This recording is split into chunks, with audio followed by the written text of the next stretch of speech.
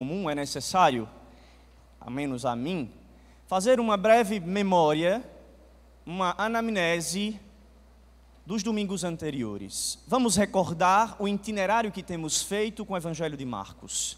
Se nós notarmos, nós temos lido o Evangelho de Marcos versículo a versículo, a cada domingo.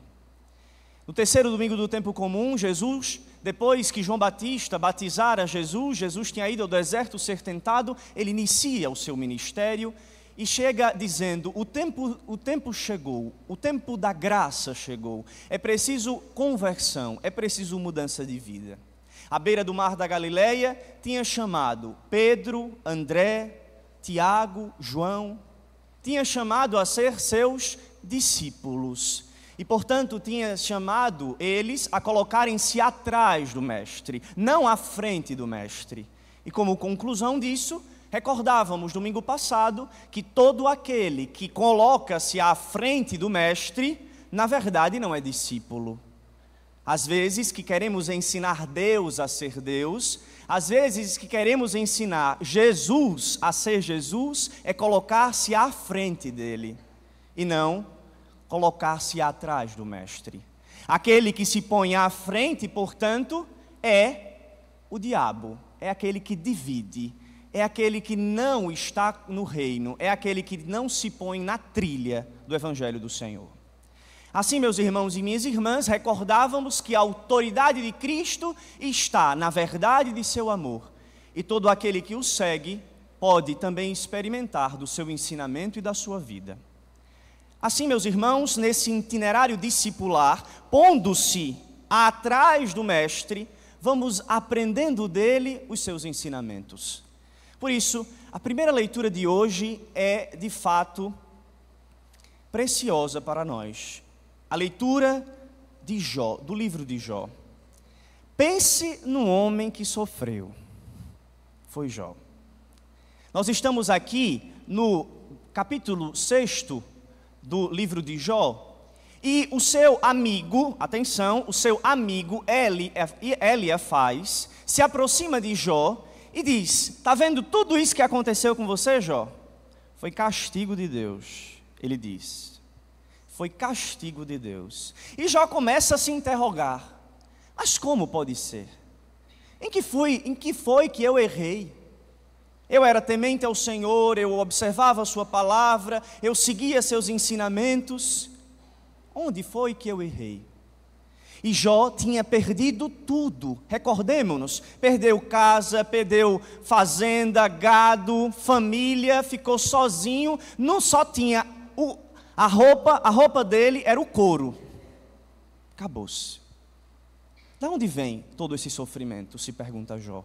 Não é, portanto, diz Jó, a vida do homem sobre a terra uma luta? Os seus dias neste mundo não são como os dias de mercenário? Portanto, o dia do mercenário é o dia em que ele trabalha para poder ganhar. Ele não consegue acumular. Não será a vida do homem, sabe, só sofrimento? Os dias do homem sobre a terra não são sopro? Onde está, portanto, a felicidade? É aqui, meus irmãos e minhas irmãs, que Jó se interroga. E Jó aqui é figura de cada um de nós. Todos nós sofremos nesse mundo. Sofremos por diversas coisas. Sofremos pelas frustrações, sofremos, talvez, por algo que nos acontece, doença, enfermidade, às vezes incompreensões, frustrações, amores não correspondidos, amizades traídas, sofremos de várias formas. Sofremos às vezes com Deus, quando às vezes chegamos aqui ao sacrário, à missa, pedimos uma coisa ao Senhor, pedimos, e Deus não deu aquilo que a gente quis e a gente começa a sofrer. Quantas vezes, quantos modos de sofrimento. Mas Jó sabe, e a resposta de Jó é só uma: Deus não é o criador do sofrimento. Pelo contrário, Ele nos fez a sua imagem e semelhança. A vida do homem é sopro, é sopro. A vida do homem é só sofrimento? Não, não é só sofrimento. Mas quantas vezes, quando o cerco se fecha do sofrimento, não nos sentimos como Jó. Assim, meus irmãos e minhas irmãs, olhemos para o Evangelho. Jó não conhecia Jesus. E Jesus, portanto, quando ele se encarna, ele faz exatamente aquilo que escutamos no Evangelho. Atenção para os verbos que Marcos usa para falar de Jesus se aproximando da sogra de Pedro. Atenção. A sogra de Pedro estava de cama com febre. E eles logo contaram a Jesus. Ele se aproximou, segurou sua mão e ajudou-a a levantar-se. Então a febre desapareceu e ela começou a servi-los. Eles contaram a Jesus. Meus irmãos e minhas irmãs, Jesus também, como Jó, não teve qualquer tipo de pecado, mas foi crucificado, sofreu. Portanto, todas as vezes que nós tivermos um sofrimento na vida, também não vamos passar a vida toda se lamentando por este sofrimento e talvez ficar como a sogra de Pedro, de cama, esperando do céu cair. Vamos fazer aquilo que Pedro, os seus discípulos de Jesus fizeram, foram contar a Jesus. Primeiro aspecto. Jesus, uma vez que escuta aquilo, ele se aproxima. Olhe, Deus, ele carregou sobre si as nossas dores, carregou sobre si os nossos sofrimentos. É a proximidade de Deus. Deus não é indiferente à nossa dor. Deus não é indiferente ao nosso sofrimento. Mas Ele realmente se aproxima de nós para fazer de nós uma obra nova. Aproximou-se dela, pegou-a pela mão, levantou, a febre desapareceu e ela começou a servir. Atenção, às vezes nós temos uma ideia muito errada de Deus. E a ideia muito errada de Deus é que, às vezes, a gente quer a cura. Senhor, me cura, me cura, me cura, me cura. Mas você está na cama, deitado. Como assim, padre? Não estou entendendo. É o seguinte, às vezes, nós queremos que caia do céu. Mas, o que é que Jesus faz? Primeiro, ele se aproxima, ele ergue a mão, ele levanta. Todos esses verbos, meus irmãos e minhas irmãs, em nenhum momento Jesus já realizou a cura. Ele cura quando ela se levanta.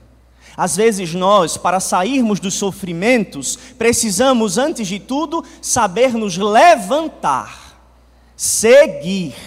Uma vez que nos colocamos como seguidores na missão, no caminho, no itinerário, atrás de Jesus, vamos recebendo as curas, as graças, as libertações. E não o contrário. Às vezes queremos começar a servir a Jesus, às vezes queremos começar a servir ao Senhor só depois de estar tudo bem.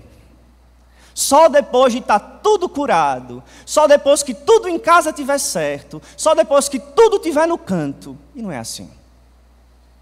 Primeiro, levante-se. Primeiro, pegue a minha mão, levante-se. Me siga, é isso aqui, me siga. E uma vez me seguindo no caminho, eu realizarei aquilo que o salmista hoje diz. Veja que bonito, é a nossa oração. Ele conforta os corações despedaçados. Ele enfaixa suas feridas e as cura. Aqui está, meus irmãos e minhas irmãs. E para que ele faz isso? Porque uma vez que nós seguimos, ele realiza a cura em nós, mas tem o propósito. O propósito da cura, o propósito da libertação, o propósito da vida nova que Cristo nos oferece, não é para ficarmos, em nossa casa de novo, deitados. É para servir. É para nos colocar a serviço do Senhor. É para fazer aquilo que a sogra de Pedro fez. Começou a servir a Jesus. Começou a servir aos outros. Ai de nós, meus irmãos e minhas irmãs, se nós que estamos aqui, experimentamos todos os domingos o amor de Deus, não levamos os outros ao Senhor. Ai de nós, que escutando o Evangelho, que comungando do corpo e sangue de Cristo, não formos canal de graça e de salvação para o outro. Meus irmãos e minhas irmãs, às vezes Deus nos cura quando somos capazes de de tocar a ferida do outro. Deus nos toca quando às vezes somos capazes de sair de nós mesmos e fazer aquilo que São Paulo fez. Com os fracos me fiz fraco, com os fortes me fiz forte.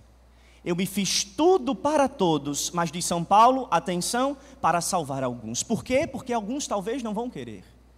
Mais uma vez, meus irmãos e minhas irmãs, que estamos aqui, que fomos tocados pela graça de Cristo, Cristo nos deu uma vida nova, para também nós sermos homens e mulheres a tocar a vida dos irmãos.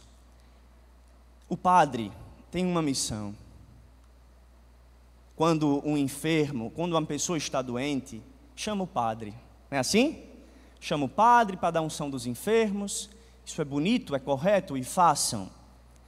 Mas todos nós aqui reunidos também experimentamos daquilo do Evangelho. Todos nós somos instrumentos e canal da graça de Deus. Todos nós que estamos aqui podemos ser homens e mulheres que se aproximam, que estendem a mão, que levantam os outros. Todos nós aqui, meus irmãos e minhas irmãs, precisamos da graça, da libertação e da cura de Deus. Mas existe uma última coisa que queria dizer. Se Deus não é a causa do sofrimento, há um sofrimento que talvez tenha Deus como causa. E para isso eu gostaria de utilizar-me de uma imagem. Imagine só, nesta folha em branco, somos cada um de nós. Cada um de nós. Quando nascemos, somos uma folha em branco, praticamente. À medida do caminho da vida, os sofrimentos, as decepções, as enfermidades vão nos amassando. O nosso pecado vai nos amassando. E quando experimentamos daquilo que a sogra de Pedro experimentou, Jesus, ele começa a fazer algo em nós. Ele começa a nos desamassar. E isso dói. Isso dói. Isso dói. Mas por que ele faz isso? Ele começa a colocar-nos no lugar, ele começa a enfaixar nossas feridas, curar nossos corações, não para voltarmos a ser uma folha que éramos antes, mas para entender o sofrimento dos outros e também ir ao encontro deles, para também curar suas feridas, para também levantar os nossos irmãos, para também ser canal de graça, de bênção, de cura na vida do outro. Por isso, meus irmãos e minhas irmãs, se nós celebramos a Eucaristia e não somos capazes de olhar a dor do outro, isto é uma hipocrisia.